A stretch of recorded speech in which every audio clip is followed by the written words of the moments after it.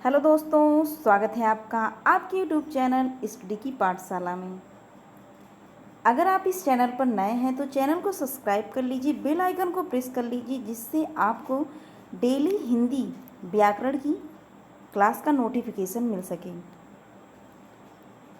आइए डिस्कस करें जो कल की क्लास में हमने कौन से शब्द सीखे थे विलोम शब्द के। तो कल की क्लास में 5 विलोम शब्द डिस्कस किए गए थे। कौन कौन से? तो पहला क्या था? अतिवृष्ट, अनावृष्ट, अमृत, विष, अपेक्षा, उपेक्षा, अर्वाचीन, प्राचीन, अनभिज्ञ, भिज्ञ, अभिज्ञ, अनभिज्ञ, अनजान। अनभिज्ञ का मतलब क्या है? अनजान, और भिज्ञ, अभिज्ञ। तो इतना कल की क्लास में डिस्कस किया गया था। आज की क्लास का आज की क्लास में हमने सिर्फ 3 लिया है, और वो कौन कौन से हैं? अनुराग, अनुराग, अनुराग का विलोम क्या होगा? विराग, द्वेष। द्वेष ऐसे आपको ऐसे भी लिखा मिलेगा, ध्यान रखिएगा। अनुराग का विलोम क्या है?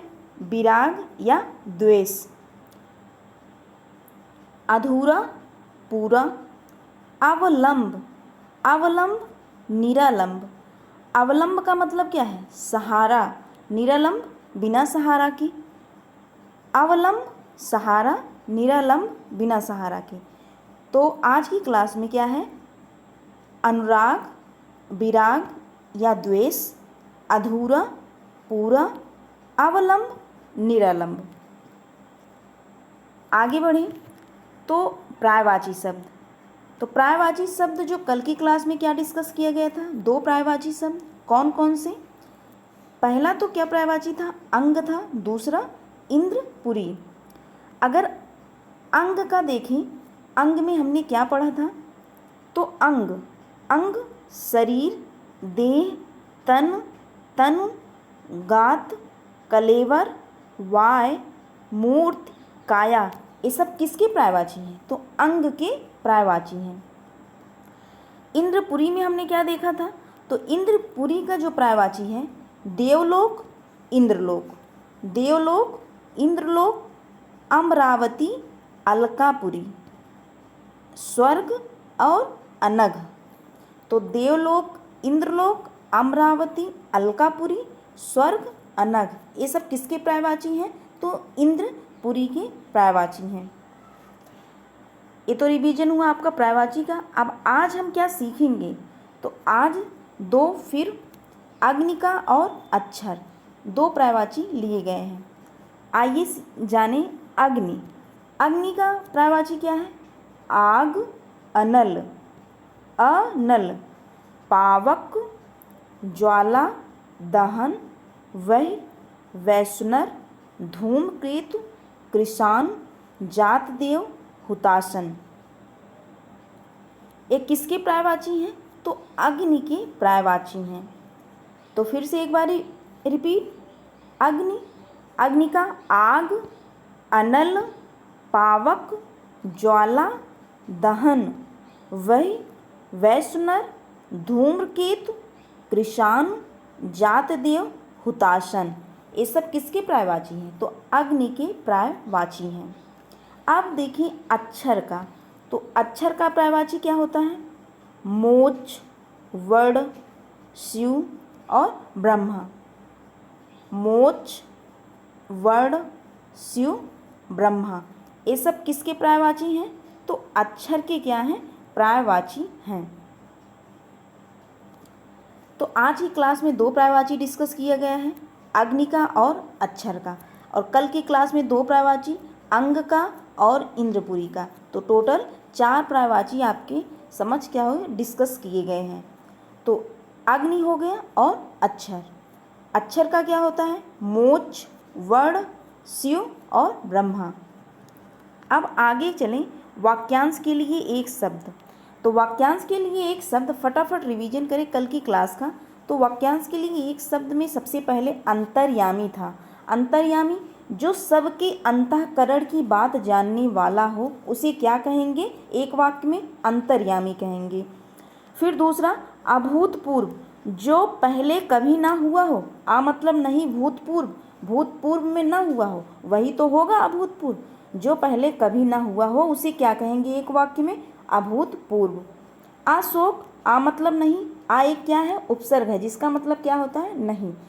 शोक, जो शोक करने योग्य, मतलब जो शोक करने योग्य ना हो उसे अशोक कहेंगे। अखाद्य, आ मतलब नहीं, खाद्य मतलब खाने योग्य, जो खाने योग्य ना हो उसे क्या कहेंगे?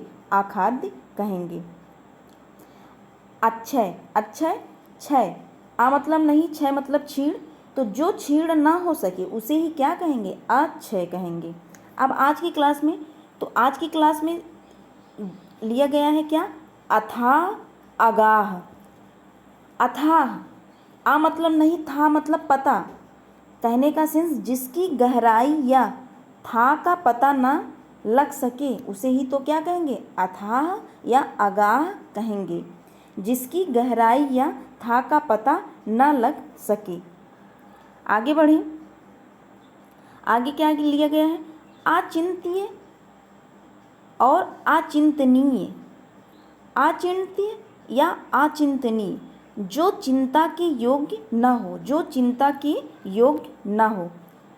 अचेतन, आ मतलब नहीं, चेतन, चेतन जिसमें न हो, कहने का जिसमें चेतन न हो उसे ही क्या कहेंगे? अचेतन। आ मतलब नहीं, चेतन मीन्स चेतना, जिसमें चेतन न हो उसे ही अचेतन कहेंगे।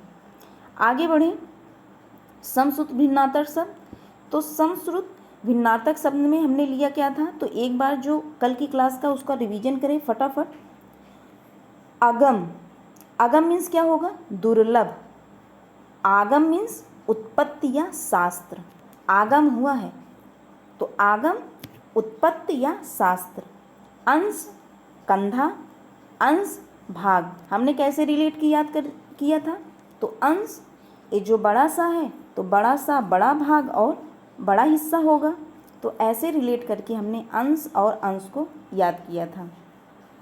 आगे अनल, अनिल, अनल, आ क्या है?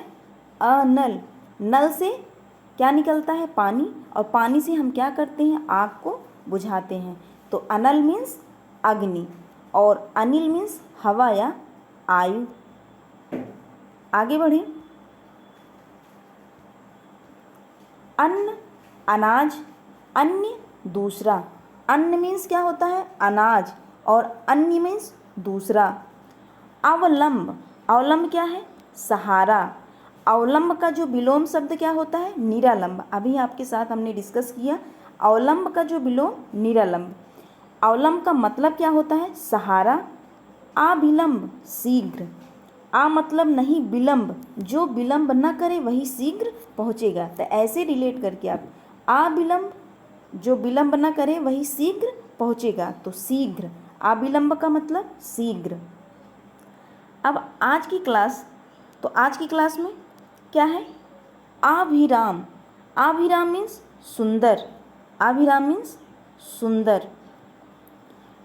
अभिराम, आ मतलब नहीं, विराम, जो विराम न करे, मतलब जो आराम न करे वही तो लगातार चलेगा। लगातार, अविरल, निरंतर। आ मतलब नहीं, आ एक उपसर्ग होता है। विराम, जो विराम न करे, जो आराम न करे वही लगातार क्या करेगा? लगातार चलता रहेगा, निरंतर चलता रहेगा। तो इसका मतलब क्या हो गया? अविराम का मतलब लगातार, अविरल, निरंतर, और अविराम मीन्स क्या होगा? सुंदर। आगे बढ़ें, अपेक्षा, अपेक्षा मीन्स इच्छा या आशा, उपेक्षा मीन्स निरादर, अवहेलना। अभी हमने देखा था कि अपेक्षा का जो विलोम शब्द क्या होता है? उपेक्षा होता है। तो अपेक्षा मीन्स इच्छा या आशा, उपेक्षा मीन्स निरादर, अवहेलना। अब अणु, अणु मीन्स सूक्ष्म कण। अणु, अणु मीन्स पीछे। अणु मीन्स सूक्ष्म कण, अणु मीन्स पीछे।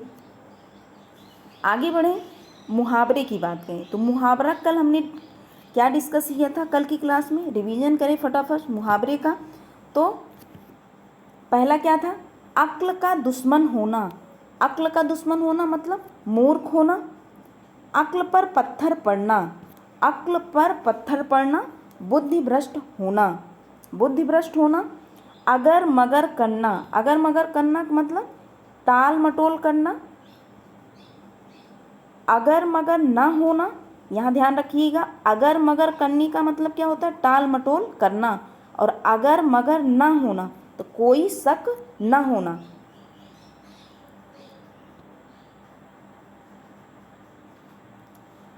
अथ से इति तक, प्रारंभ से समापन तक। अंत बिगाड़ना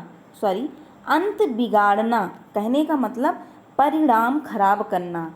अंत बिगाड़ना, परिणाम खराब करना। अंजर पंजर ढीले होना, अधिक थक जाना। अभी आप काम करते हैं तो आप क्या होते हैं, एकदम शरीर क्या होता है, थक जाता है। तो वही क्या है, अंजर पंजर ढीले होना, अधिक थक जाना। अंधा होना, अंधा होने का मतलब क्या है, विवेक खो देना या जानबूझकर किसी बात पर ध्यान न देना। जानबूझकर किसी बात पर ध्यान न देना।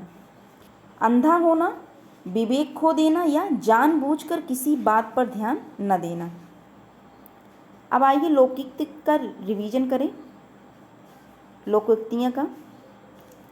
अकेला चना भार नहीं फोड़ता कहने का मतलब अकेले कोई बड़े काम नहीं कर सकते।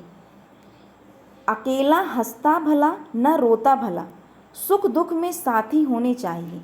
अकेला हंसता भला न रोता भला, सुख दुख में साथी होने चाहिए।